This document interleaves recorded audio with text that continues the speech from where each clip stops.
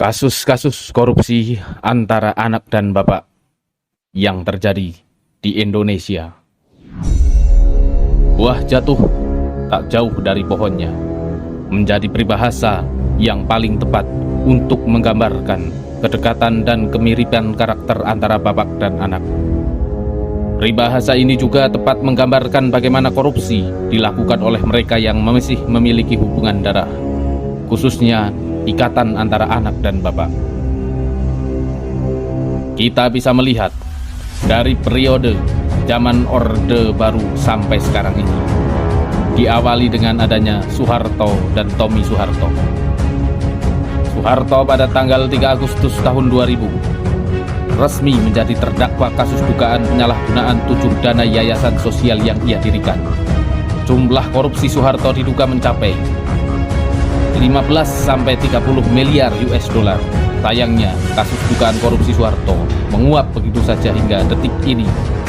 Tommy Soeharto pada Februari tahun 1999 ditetapkan sebagai terdakwa dalam kasus korupsi Bulog yang merugikan negara hingga 95,6 miliar rupiah.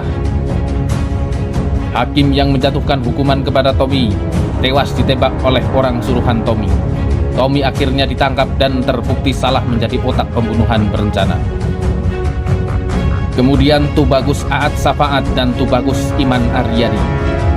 Aat Safaat adalah wali kota Cilegon 2 periode dari tahun 2000 sampai tahun 2010. Aat ditangkap KPK akibat kasus korupsi pembangunan tiang pancang di Pelabuhan Kubang Sari yang merugikan negara sekitar 11 miliar rupiah pada tahun 2010.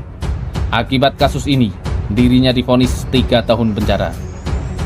Kemudian anaknya, Tubagus Iman Aryadi, ditetapkan sebagai tersangka dalam kasus penyuapan perizinan pembangunan kawasan industri pada tahun 2017.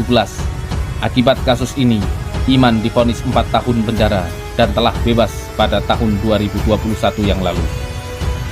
Kemudian Zulkarnain Jabar dan Dendi Prasetya.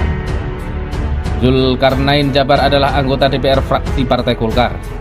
Dirinya terbukti menerima uang 14 miliar rupiah dalam proyek pengadaan Al-Quran dan proyek laboratorium komputer untuk MTS tahun 2011. Akibatnya Zulkarnain divonis 15 tahun penjara. Kemudian anaknya Dendi Prasetya, yang merupakan Direktur Utama PT Perkasa Jaya Abadi Nusantara. Ia dan ayahnya Zulkarnain Jabar terbukti menerima uang 14 miliar rupiah dalam proyek pengadaan Al-Quran dan proyek laboratorium komputer untuk MTS tahun 2011. Akibatnya, Dendi divonis 8 tahun penjara. Kemudian ada Asrun dan Adriatma Dwi Putra.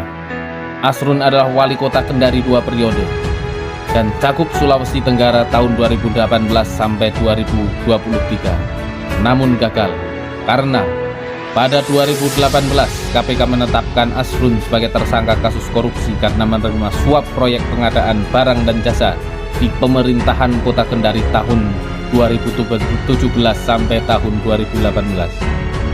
Kemudian anaknya Asrun, Adriatma Dwi Putra, menjabat sebagai wali kota Kendari periode tahun 2017 sampai tahun 2022. Pada 2018 KPK menetapkan Adriatma Dwi Putra dan ayahnya sebagai tersangka terkait suap proyek pengadaan barang dan jasa pemerintah Kota Kendari. Kemudian ada Saukani Hasan Rais dan Ritil Widyasari. Saukani Hasan Rais adalah Bupati Kutai periode tahun 1999 sampai tahun 2004.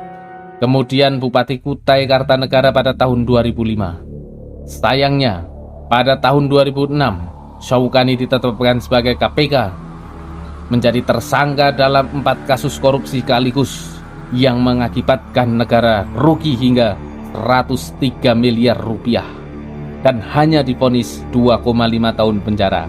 Anaknya, yaitu Rita Widyasari, adalah Bupati Kutai Kartanegara 2 periode dari tahun 2010 sampai tahun 2021. Senasib dengan ayahnya, Rita juga tersait dengan kasus kubangan korupsi, yakni suap perusahaan sawit, gratifikasi dan pencucian uang yang menyamarkan gratifikasi dan hanya divonis 2 tahun penjara.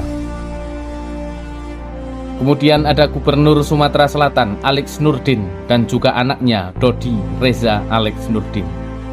Alex Nurdin terjerat 2 kasus korupsi sekaligus, yaitu korupsi pembelian gas bumi oleh BUMD pada tahun 2010 sampai tahun 2019 serta dana hibah pembangunan Masjid Raya Sriwijaya Palembang.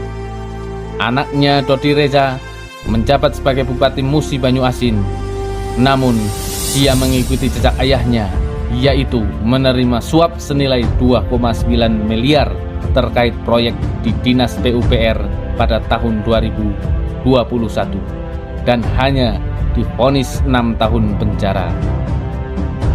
Kemudian ada Bupati Bandung Barat AA Umbara Sutisna.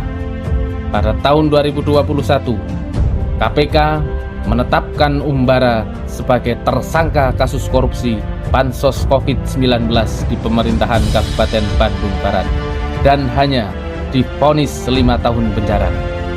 Anaknya Andri Wibawa juga ditetapkan sebagai tersangka kasus dugaan korupsi Bansos COVID-19. Namun, Andri Wibawa divonis bebas oleh majelis hakim. Andri dinyatakan tidak bersalah dan tidak terbukti. Padahal jelas sekali secara kasat mata orang-orang di Bandung Barat mengetahui kasus korupsi Andri Wibawa ini. Begitulah kasus korupsi yang dilakukan oleh para pejabat-pejabat di Indonesia, dilakukan oleh anak dan bapak. Mereka saling bergotong royong dalam kasus korupsi.